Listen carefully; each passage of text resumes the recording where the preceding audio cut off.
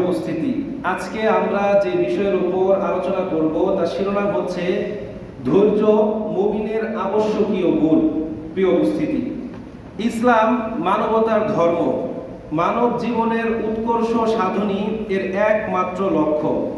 মানুষকে উত্তম চরিত্র, নীতি নৈতিকতা শিক্ষা দেওয়ার জন্য, হেদায়েতের পথে অবিচল শিক্ষা দেওয়ার জন্য আল্লাহ পাক রব্বুল আলামিন যুগে যুগে অসংখ্য অগণিত নবী রাসূলকে এই পৃথিবীতে প্রেরণ করেছেন। সর্বশ্রেষ্ঠ নবী বিশ্বনবী মুহাম্মদুর রাসূলুল্লাহ সাল্লাল্লাহু আলাইহি ওয়াসাল্লামকে প্রেরণ করা হয়েছে বিশ্ব মানবতার উৎকর্ষতার পূর্ণতা সাধনের জন্য। যেমন কিতাবের নাম মুসনাদ আহমদ, হাদিস নাম্বার 8952। রাসূল বলেন, ইন্নামা বুইসতু লিউতিম্মা মাকারিমাল আখলাক, উত্তম আদর্শের পূর্ণতা দানের জন্য আমি প্রেরিত হয়েছি। তো মানব জীবনের উন্নত গুণাবলী বা উত্তম চরিত্রের যে কতগুলো গুণাবলী আছে তার মধ্যে অন্যতম হচ্ছে ধৈর্য ও সহিষ্ণুতা। বিশ্ব মানবতার মুক্তির দিশারি মহাগ্রন্থ আল কোরআনুল কারীমের একাধিক জায়গায় আল্লাহ পাক রব্বুল আলামিন নিজেকে ধৈর্যশীল হিসাবে ঘোষণা দিয়েছেন। ধৈর্যের আরবি প্রতিশব্দ হচ্ছে সবর, আর সহিষ্ণুতার আরবি অর্থ হচ্ছে হিলম।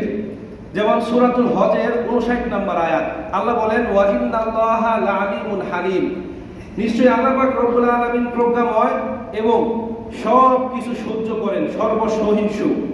প্রিয় উপস্থিতি, এমন কোন নবী রাসূল নেই যে ধৈর্য ধারণ করেন নাই, বরং সকল নবী রাসূলদের জীবনের অন্যতম বৈশিষ্ট্য ছিল ধৈর্য ও সহিষ্ণুতা। তো আল্লাহ পাক রব্বুল আলামিন ধৈর্যশীল এই কথা কেন বলেছেন? আল্লাহ পাক রব্বুল আলামিন সব কিছু জানেন, এরপরও তিনি চুপ করে আছেন। এর কারণ হচ্ছে চোর চুরি করে, ডাকাত ডাকাতি করে, হত্যাকারী হত্যা করে, এই সব কিছু সম্পর্কে আল্লাহ পাক জানেন। তাহলে কেন তিনি কিছু বলছেন না? কারণ আল্লাহ পাক রব্বুল আলামিন আমাদের প্রত্যেককে নির্দিষ্ট নির্ধারিত একটা সময় দিয়েছেন, ঠিক কিনা? এই সময়ের আগ পর্যন্ত আল্লাহ পাক রব্বুল আলামিন কাউকে পাকড়াও করবেন না। আবার কারো কারো ক্ষেত্রে আল্লাহ পাক রব্বুল আলামিন দুনিয়াতে কিছু দৃষ্টান্ত স্থাপন করেন, দুনিয়াতে কিছু দৃষ্টান্ত উদাহরণ আমাদের জন্য রেখে দেয়। যেমন আমরা জানি কয়েকদিন পূর্বে এক ব্যক্তিকে কেটে কেটে টুকরা টুকরা করা হয়েছে, ঠিক কিনা? সেই মাংসগুলো ডাস্টবিনের আনাচে কানাচে থেকে বের করা হচ্ছে। তো এইরকম কিছু নমুনা, কিছু দৃষ্টান্ত আল্লাহ পাক রব্বুল আলামিন আমাদেরকে মাঝে মাঝে দেখান। এটা দ্বারা মূলত আল্লাহ পাক রব্বুল আলামিন বোঝাতে চান যে আমি ছাড় দেই কিন্তু কাউকে ছেড়ে দেই না, ঠিক কিনা? প্রিয় উপস্থিতি, তো নবী রাসূলদের জীবনের অন্যতম একটা বৈশিষ্ট্য ছিল ধৈর্য ও সহিষ্ণুতা। তাওহীদের বাণী প্রচার করতে গিয়ে, নবুয়ত ও রিসালাতের দায়িত্ব পালন করতে গিয়ে বারবার তারা বাধার সম্মুখীন হয়েছে, শারীরিক মানসিকভাবে নিপীড়ন নির্যাতনের শিকার হয়েছেন। এরপরও তারা তাওহীদের বাণী প্রচার করা থেকে বিন্দু মাত্র পিছনের দিকে ফিরে আসেনি, বরং সর্বদা আল্লাহ পাক রব্বুল আলামিনের উপর তাওয়াক্কুল করেছে, আল্লাহ পাক রব্বুল আলামিনের উপর ধৈর্য ধারণ করেছেন এবং নিজেদের কাজের উপর অবিচল থেকেছে। প্রিয় উপস্থিতি, ইংরেজিতে একটা প্রবাদ আছে, বলা হয় পেশেন্ট হ্যাজ ইটস রিওয়ার্ড। এর অর্থ হচ্ছে সবুরে মেওয়া ফলে, অর্থাৎ ধৈর্য ধারণ করা ছাড়া কেউ কোনোদিন উন্নতি করতে পারে না, ঠিক কিনা? একটা ব্যক্তি নবম গ্রেডের একটা চাকরিতে জয়েন করতে হলে এই জন্য তাকে পড়াশোনা করতে হয়, ঠিক কিনা? 17 বছর একাডেমিক পড়াশোনা, এরপর জবের জন্য অনেক পড়াশোনা করতে হয়, অনেকগুলো পরীক্ষা দেয়, তারপর সে একটা চাকরি পায়, ঠিক কিনা? এখন 17 বছর একজন ব্যক্তি পড়াশোনা করেছে, আরেকজন কোনো পড়াশোনাই করে নাই। এখন সে যদি বলে আমি নবম গ্রেডের একটা চাকরিতে ঢুকবো, সে কি পারবে? যে কোনো কিছু করতে হলে কি করতে হয়? ধৈর্যশীল হতে হয় বা সাধনা করতে হয়। এক হাদিসে বিশ্বনবী সাল্লাল্লাহু আলাইহি সাল্লাম বলেন, ধৈর্যহীন ব্যক্তি আলোহীন মশালের ন্যায়। অর্থাৎ মশাল জ্বালানোর প্রকৃত উদ্দেশ্য হচ্ছে জায়গাটাকে আলোকিত করা। কোনো মশাল যদি আলো না দেয় সেটা কি কোনো কাজে আসবে? প্রিয় উপস্থিতি, এই ধৈর্য উত্তরাধিকার সূত্রে পাওয়া কোনো সম্পদ নয়, বরং এটা এমন এক গুণ যা মানুষকে কষ্ট করে অর্জন করে নিতে হয়। এই গুণে গুণান্বিত হতে হলে মানুষকে অনেক পরিশ্রম করতে হয়। আল্লাহ পাক রব্বুল আলামিন বিশ্ব মানবতার মুক্তির দিশারি মহাগ্রন্থ আল কোরআনুল কারীমের বিভিন্ন জায়গায় ধৈর্যশীলদের প্রশংসা করেছেন, মুমিনদেরকে ধৈর্যশীল হতে বলেছেন এবং ধৈর্যের জন্য পুরস্কার ঘোষণা করেছেন। কারণ ধৈর্য এমন এক ফুল যা সর্বত্র সুবাস ছড়ায়, ঠিক কিনা প্রিয় উপস্থিতি? সূরাতুল আনফাল 46 নম্বর আয়াত। আল্লাহ রাব্বুল আলামিন বলেন, ওয়া আতিউল্লাহা ওয়া রাসূলাহু ওয়া লা তানাযাউ ফাতাফশালু ওয়া তাযহাবা রিহুকুম ওয়াসবিরু ইন্নাল্লাহা মা'আস সাবিরিন।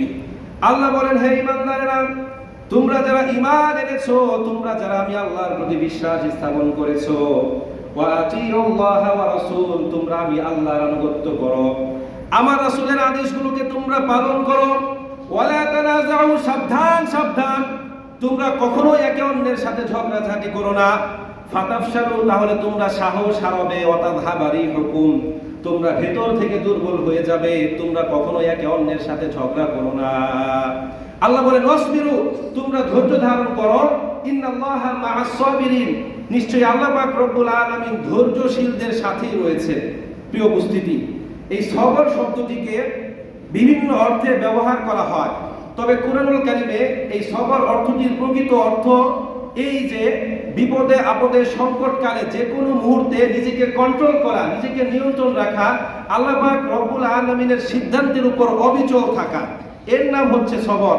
ইমাম রাগিব ইসফাহানী রাহমাতুল্লাহি আলাইহি তার রচিত আল মুফরাদ ফিল গারিবিল কুরআন গ্রন্থে এই সবর শব্দের ব্যাখ্যা করতে গিয়ে বলেন, শরীয়তের আলোকে বিবেক বুদ্ধি দ্বারা যেই কাজটি ভালো মনে হয় তা করা, যেই কাজটি খারাপ মনে হয় তা থেকে বিরত থাকার নাম হচ্ছে সবর।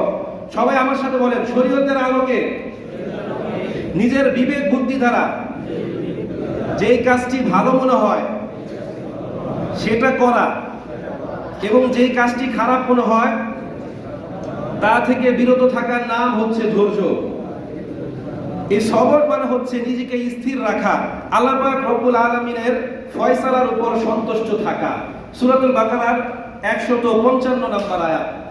আল্লাহ রব্বুল আলামিন বলেন, ওয়ালা নাবলুওয়ান্নাকুম বিশাইইম মিনাল খাউফি ওয়াল জু'i ওয়া নাকসিম মিনাল আমওয়ালি ওয়াল আনফুসি ওয়াত থামারাত। আল্লাহ বলেন, অবশ্যই আমি আল্লাহ তাআলা তোমাদেরকে পরীক্ষা করব, কিছু ভয় দিয়ে, কিছু ক্ষুধা দিয়ে, তোমাদের জান মালের মধ্যে কিছু ক্ষয়ক্ষতি করে। এই মুহূর্তে যারা ধৈর্য ধারণ করবে তারাই হচ্ছে আমি আল্লাহ পাক রব্বুল আলামিনের প্রকৃত বান্দা। আল্লাহ বলেন, ওয়াবাশশিরিস সাবিরিন, আর যারা ধৈর্যশীল, যারা ধৈর্য ধারণ করে তাদের জন্য রয়েছে আমি আল্লাহর পক্ষ থেকে সুসংবাদ। এরপর আল্লাহ বলেন, আল্লাযীনা ইযা আসাবাতহুম মুসিবা ক্বালু ইন্না লিল্লাহি ওয়া ইন্না ইলাইহি রাজিউন, যখন আমার বান্দাদের নিকট কোন প্রকার বিপদ আপদ আসে তখন তারা বলে ইন্না লিল্লাহি, নিশ্চয়ই সব কিছু আল্লাহর জন্য, ওয়া ইন্না ইলাইহি রাজিউন, তার দিকেই আমাদের সবাইকে প্রত্যাবর্তন করতে হবে। এরপর আল্লাহ বলেন, উলাইকা আলাইহিম সালাওয়াতুম মির রাব্বিহিম ওয়া রাহমা, এরাই হচ্ছে তারা যাদের উপর আল্লাহর পক্ষ থেকে রহমত, বরকত, দয়া, মায়া, করুণা বৃষ্টির মতো বর্ষিত হয়। ওয়া উলাইকা হুমুল মুহতাদুন, এরাই হচ্ছে সুপথ প্রাপ্ত, এরাই হচ্ছে হেদায়েতের পথের পথিক। জোরে বলেন সুবহানাল্লাহ। ধৈর্য মানে হচ্ছে নিজের প্রবৃত্তির বিরুদ্ধে গিয়ে, নিজের নফসের বিরুদ্ধে গিয়ে, নিজের আত্মার বিরুদ্ধে গিয়ে হকের পথে অবিচল থাকা। আপনি একটা সম্প্রদায়ের মধ্যে বসবাস করেন, একটা অফিসে চাকরি করেন, সেখানে সবাই খারাপ কাজ করে, সবাই অবৈধ পন্থায় উপার্জন করে, রাতারাতি আঙ্গুল ফুলে কলা গাছ হয়ে গিয়েছে, আর আপনার অবস্থা এমন, নুন আনতে পান্তা ফুরায়। এমন অবস্থায় আপনার সুযোগ আছে, আপনিও চাইলে অবৈধ পন্থায় উপার্জন করতে পারেন, কিন্তু না, আল্লাহ পাক রব্বুল আলামিনকে ভয় করে আপনার যা আছে আপনি তা নিয়ে সন্তুষ্ট।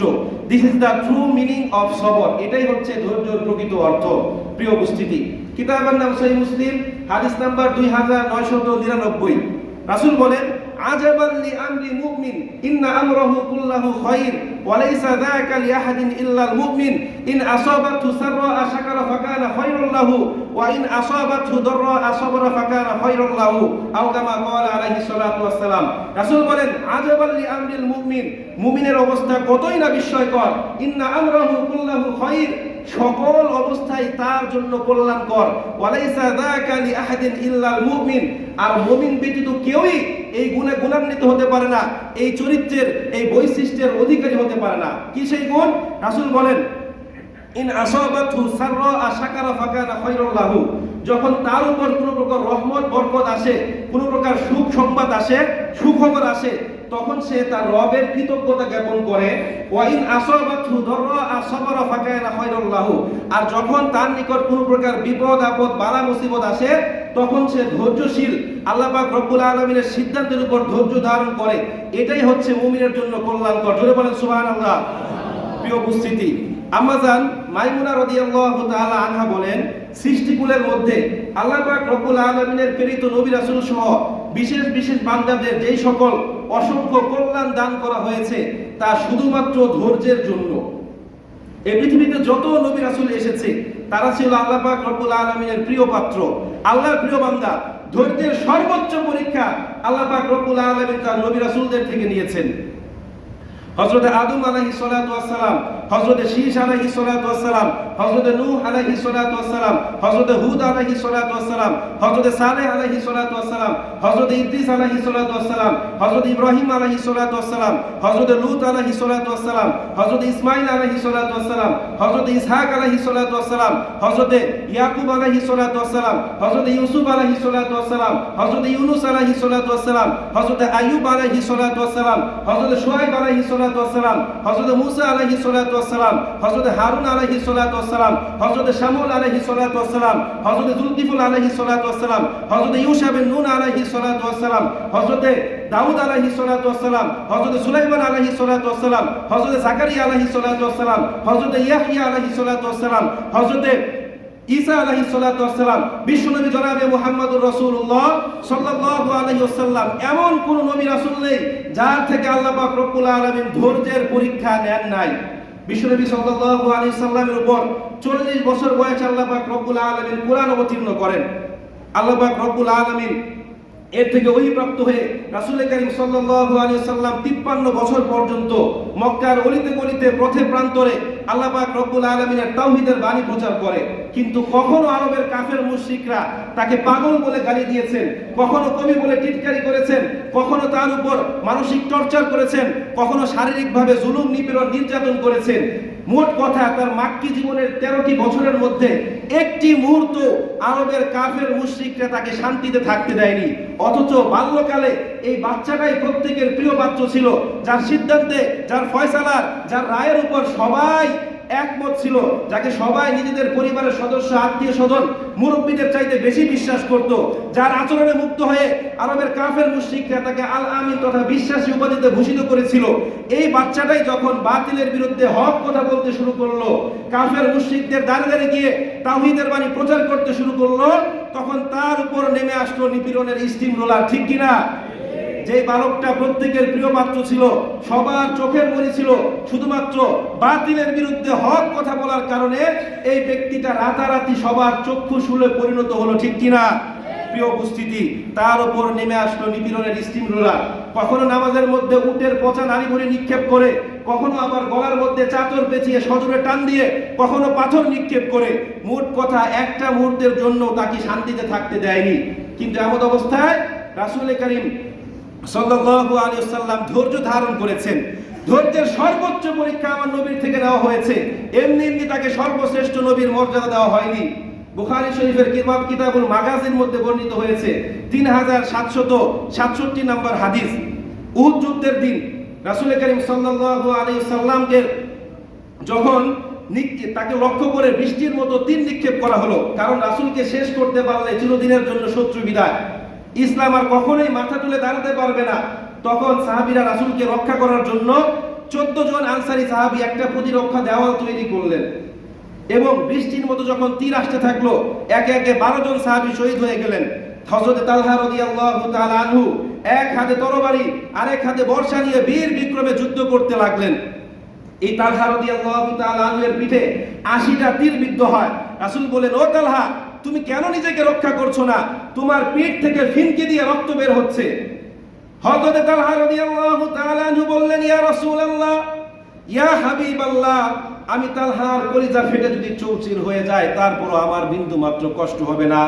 কিন্তু আমি তালহার শরীরে এক বিন্দু পরিমাণ রক্ত থাকতে আপনার শরীর থেকে রক্ত ঝরবে, এটা আমি তালহা কখনো সহ্য করতে পারবো না। মুখ দিয়ে সুবহানাল্লাহ বের হয় না? আম্মা জান ফাতেমা রাদিয়াল্লাহু তাআলা আনহা বলেন, যে জাতি তার নবীর শরীর থেকে রক্ত ঝরায় তারা কিভাবে হেদায়েত পাবে? রাসূল বললেন, ফাতেমা তুমি তাদেরকে অভিশাপ দিও না।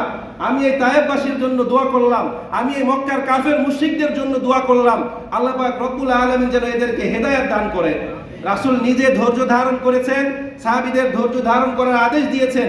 আমাদেরকেও সেই শিক্ষা রাসূল করিম সাল্লাল্লাহু আলাইহি ওয়াসাল্লাম দিয়েছেন। আল্লাহ পাক রব্বুল আলামিন সূরাতুল আহকাফের 35 নম্বর আয়াতের মধ্যে বলেন, ফাসবির কামা সাবারা উলুল আজমি মিনার রুসুল ওয়ালা তাস্তাজিল লাহুম কান্নাহুম ইয়াওমা ইয়ারাউনা মা ইউআদুন। হে আমার প্রিয় হাবিব, আপনি ধৈর্য ধারণ করুন যেমনি ভাবে দৃঢ় প্রতিজ্ঞ মহান মহান নবী রাসূলরা ধৈর্য ধারণ করেছিল। ওয়ালা তাস্তাজিল লাহুম, আপনি কখনোই তাড়াহুড়া করবেন না। কান্নাহুম ইয়াওমা ইয়ারাউনা মা ইউআদুন, অচিরেই তারা তাদের কৃতকর্মের ফল দেখতে পারবে। প্রিয় উপস্থিতি, মুফাসসিরিনে কেরাম বলছেন এখানে দৃঢ় প্রতিজ্ঞ রাসূল বলতে হযরত ইব্রাহিম, হযরত নূহ, হযরত মূসা, হযরত ঈসা আলাইহিস সালাতু ওয়াস সালামদের বোঝানো হয়েছে।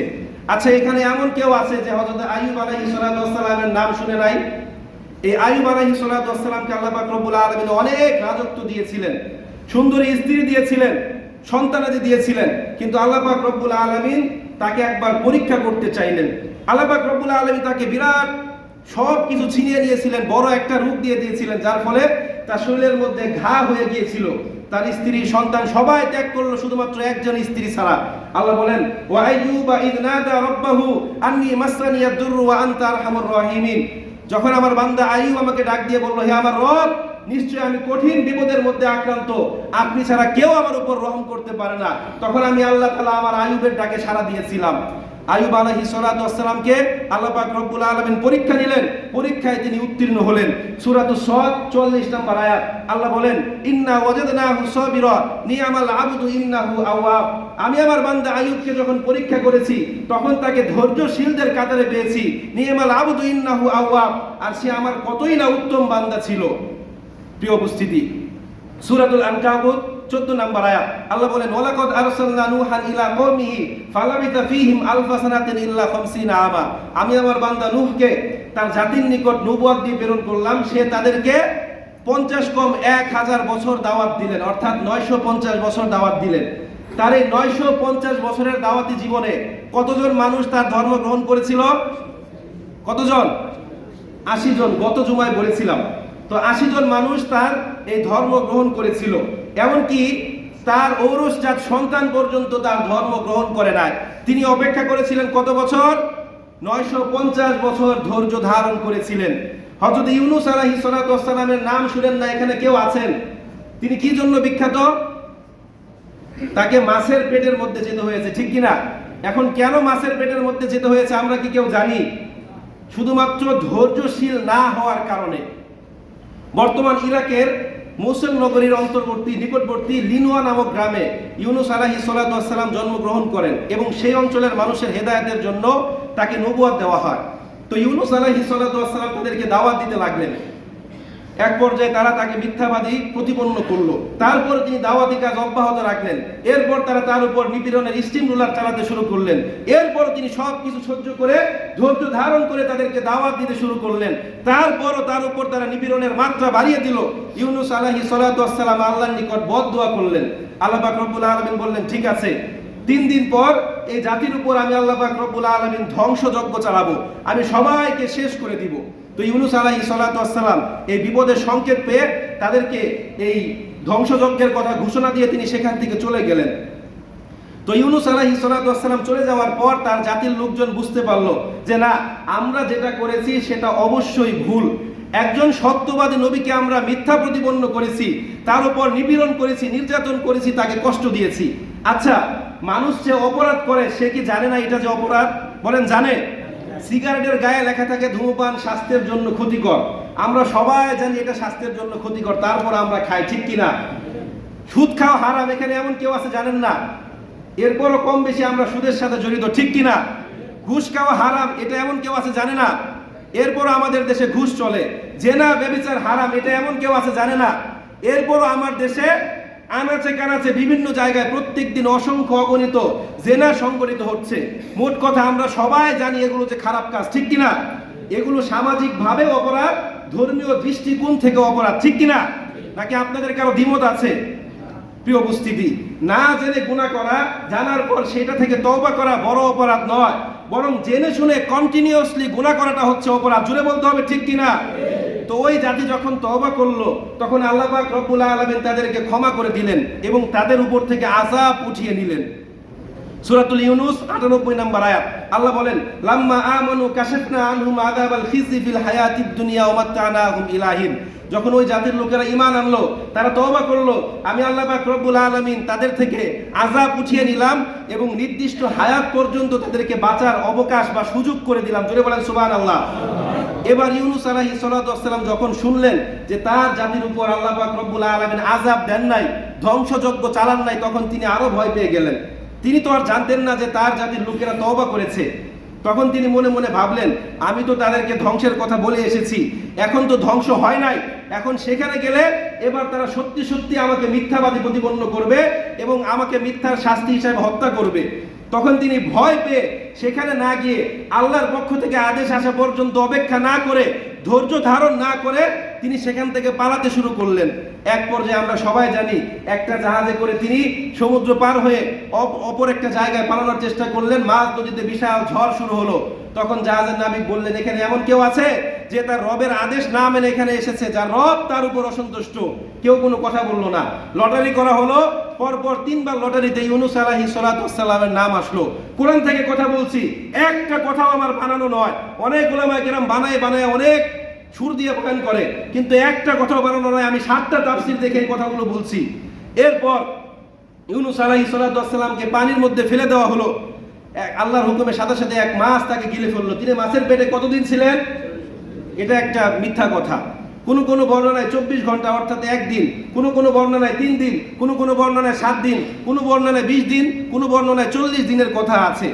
তো যাই হোক, এরপর তিনি মাছের পেটে গিয়ে নিজের ভুল বুঝতে পেরে তওবা করতে লাগলেন। তিনি কোন দোয়াটা করেছিলেন? লা ইলাহা ইল্লা আনতা সুবহানাকা ইন্নী কুনতু মিনাজ জালিমিন। হে আল্লাহ, আপনি ছাড়া কোনো ইলাহ নেই, আপনি পবিত্র, নিশ্চয়ই আপনি জালেমদের অন্তর্ভুক্ত। আল্লাহ পাক রব্বুল আলামিন সূরাতুস সাফফাতের 143 নম্বর আয়াতের মধ্যে বলেন, ফালাউলা আন্নাহু কানা মিনাল মুসাব্বিহিন লালাবিতা ফি বাতনিহি ইলা ইয়াউমি বাসুন। যদি আমার নবী ইউনুস মাছের পেটের মধ্যে নিজের ভুল বুঝতে পেরে তওবা না করত, আমি আল্লাহ তাআলা কিয়ামত পর্যন্ত তাকে মাছের পেটের মধ্যে রেখে মানুষের জন্য দৃষ্টান্ত স্থাপন করতাম। এখন বলেন তো, ইউনুস আলাইহিস সালাতু ওয়াস সালামের ভুল কি ছিল? তিনি কাউকে হত্যা করেছে? কারো সম্পদ আত্মসাৎ করেছে? কাউকে রেপ করেছে? তার অপরাধ কি ছিল? ধৈর্য ধারণ না করা। কি করা? ধৈর্য ধারণ না করার কারণে তাকে কোথায় যেতে হয়েছে? মাছের পেটে। আল্লাহ পাক রব্বুল আলামিন প্রিয় হাবিবকে বলেন, সূরাতুল কলম 48 নম্বর আয়াত, ফাসবির লিহুকমি রাব্বিকা ওয়ালা তাকুন কাসাহিবিল হুদ। হে আমার প্রিয় হাবিব, আপনি ধৈর্য ধারণ করুন, আপনি কখনো এই মাছওয়ালার মতো হবেন না। এখানে মাছওয়ালা বলতে কাকে বোঝানো হয়েছে? ইউনুস আলাইহিস সালাতু ওয়াস সালামকে। তার একটা অপরাধ ছিল, সে ধৈর্য ধারণ করে নাই। প্রিয় উপস্থিতি, বিশ্ব মানবতার মুক্তির দিশারি মহাগ্রন্থ আল কুরআনুল কারীমের একাধিক জায়গায় আমরে হাজের মারুফ, যারা মাদ্রাসায় পড়েন তারা বুঝতে পারবেন, সরাসরি আদেশ সুযোগ ক্রিয়া এই শব্দটা ব্যবহার করে আল্লাহ পাক রব্বুল আলামিন সবচেয়ে বেশি আদেশ করেছেন 2টা শব্দ দিয়ে। একটা হচ্ছে কুল আর একটা হচ্ছে ফাসবির। বারবার আল্লাহ বলেছেন ফাসবির, হে নবী আপনি ধৈর্য ধারণ করুন। ফাসবির, হে নবী আপনি ধৈর্য ধারণ করুন। কুল, হে নবী আপনি বলে দিন। কুল, হে নবী আপনি বলে দিন। বারবার আল্লাহ পাক রব্বুল আলামিন ধৈর্য ধারণ করার কথা বলেছেন। এখন এখান থেকে বোঝা যায় আমাদেরকেও কি করতে হবে? এই ধৈর্য ধারণ করাটাও হচ্ছে একটা ইবাদত। এই ধৈর্য ধারণ করা মানে এই নয় কেউ আমাকে একটা থাপ্পড় মারবে আর আমি তাকে জিজ্ঞাসা করব, হাতে কি একটা ব্যথা পেয়েছেন? এই গালে আরেকটা মারেন, 32টা দাঁত যা আছে সব কিছু ফেলে দেন। এটা মানে কি ধৈর্য ধারণ করা? ধৈর্যের অর্থ হচ্ছে বিপদে আপদে অবিচল থাকা, আল্লাহ পাক রব্বুল আলামিনের রায়ের উপর সন্তুষ্ট থাকা, সর্বদা স্ট্রং থাকা, কঠিন পরিস্থিতি মোকাবেলা করার নাম হচ্ছে কি? ধৈর্য। ছোট্ট একটা গল্প বলি, জগৎ বিখ্যাত মুফাসসিরের মুখে শুনেছিলাম। এটা একটা গল্প, হাদিস না। এটা একটা কি দৃষ্টান্ত বোঝানোর জন্য একটা গল্প। এক সাপ একবার এক পীরের কাছে গিয়েছে মুরিদ হতে। কে গিয়েছে? সাপ। এখন পীর বলতেছে, না বাবা, আমি সাপকে কখনো মুরিদ বানাই না। কেন? কারণ তুমি মানুষকে ছোবল মারবে আর মানুষ বলবে এই সাপ হচ্ছে অমুক পীরের মুরিদ, পীর সাপকে কি শিক্ষা দেয়? তখন সাপ বলল যে, না হুজুর, আমি কাউকে কখনোই কামড় দেব না, আপনি যা বলবেন আমি তাই মানবো। এটা কিন্তু গল্প, কোনো হাদিস না, বোঝানোর জন্য। তখন পীর সাপকে মুরিদ বানিয়ে তাকে একটা সবক দিয়ে দিলেন যে তুমি সুবহানাল্লাহ সুবহানাল্লাহ জিকির করো। তো এই সাপ ধান ক্ষেতের এক কোনায় বসে সুবহানাল্লাহ সুবহানাল্লাহ সুবহানাল্লাহ জিকির করছে। তো এক রাখাল ধান কাটছে, ধান কাটা শেষ হলে আটি বেঁধেছে, এরপর মাগরিবের আজান দিয়ে দিয়েছে, সন্ধ্যা হয়েছে। এখন তো বোঝা বাঁধার জন্য একটা রশি দরকার, ঠিক কিনা? তো সে অন্ধকারে কিছু না দেখে সাপকে রশি ভেবে এইটা দিয়ে টাইট করে ধানের বোঝাটা বেঁধেছে। এমন অবস্থায় সাপের ঘাড় মটকে গিয়েছে। আমরা জানি প্রাণী জগতের শ্রেণীবিন্যাস করা হয়েছে দুই ভাগে, একটা হচ্ছে মেরুদণ্ডী প্রাণী, আর একটা হচ্ছে অমেরুদণ্ডী প্রাণী, ঠিক কিনা? ক্লাস 6 এ পড়ানো হয়। তো সাপের কিন্তু মেরুদণ্ড আছে, সে নির্দিষ্ট একটা অ্যাঙ্গেলের বাইরে বাঁকা হতে পারে না। তো বাঁধতে হলে কিন্তু পুরোপুরি একটা ভাঙতে হয়। তো সাপের ঘাড়টা মটকে গিয়েছে। তো সাপ মনে মনে বলছে যে আমি দড়ি না সাপ, তোমাকে বুঝিয়ে দিতাম যদি আমি পীরের মুরিদ না হতাম। তো রাখাল বাড়িতে গিয়ে এখান থেকে খুলে সাপটাকে ছেড়ে দিল। সে তো জানে যে এটা একটা দড়ি। সাপ আবার কষ্ট মষ্ট করে পীরের কাছে গিয়ে বলল, হুজুর আপনি তো আমাকে শিখিয়ে দিলেন কাউকে দংশন করতে না, এখন তো মানুষ আর আমাকে দেখে ভয় পায় না, মানুষ আমাকে দড়ি বানিয়ে যেভাবে ইচ্ছা সেভাবে ব্যবহার করছে। তখন পীর বলল, আমি তো তোমাকে সবল দিতে নিষেধ করেছি, কিন্তু ফুস করতে নিষেধ করি নাই। সে যখন দড়ি মনে করে তোমাকে ব্যবহার করতে এসেছে, তুমি যদি ফুস করতে, সে তো ভয় পেয়ে যেত, ঠিক কিনা? এখন মুসলিমরা ধৈর্যের কথা বলতে বলতে এমন ধৈর্যশীল যে কেউ যদি আমাদের মেরেও ফেলে তাও কেউ কোনো কথা বলে না, ঠিক কিনা? এখন বলেন, আল্লাহ কি এমন ধৈর্যশীল হওয়ার কথা বলেছেন? আমি যা বলতে চেয়েছি, যে মেসেজটা দিতে চেয়েছি, আপনারা কি বুঝেছেন? ধৈর্য ধারণ করা মানে চুপ থাকা নয়, যে কেউ একটা থাপ্পড় মারবে আর আমি চুপ করে থাকবো। বর্তমানে চুপ করে থাকলে মানুষ মনে করে লোকটা মনে হয় আসলেই অপরাধী, ঠিক কিনা? প্রিয় উপস্থিতি, ওলামা কেরাম এই ধৈর্যকে 3 ভাগে ভাগ করেছেন। একটা হচ্ছে আসবরু আলা তাআতিল্লাহ, আল্লাহর ইবাদতের মধ্যে, আল্লাহর আনুগত্যের মধ্যে ধৈর্য ধারণ, অর্থাৎ ধৈর্যশীল হয়ে অত্যন্ত সুন্দর করে নামাজ, রোজা, হজ, যাকাত আদায় করা। 2 নম্বর হচ্ছে আসবরু আন মাসিয়াতিল্লাহ, পাপ কাজ থেকে বিরত থাকার মাধ্যমে ধৈর্য ধারণ করা। আমি যুবক, 27 বছর বয়সের যুবক, আমার শরীরে রক্ত টকবক করছে, এমন অবস্থায় একটা যুবতী মেয়ে আমাকে এসে অনৈতিক কাজের প্রস্তাব দিল, কিন্তু এমন অবস্থায় আমি আল্লাহকে ভয় করে ধৈর্য ধারণ করলাম, পাপ কাজ থেকে দূরে রাখলাম। This is the true meaning of সবর। এরপর 3য় প্রকার হচ্ছে আসবরু আলা আকদারিল্লাহ, এটা হচ্ছে বিভিন্ন প্রকার বিপদ আপদ, বালা মুসিবতে ধৈর্য ধারণ করা।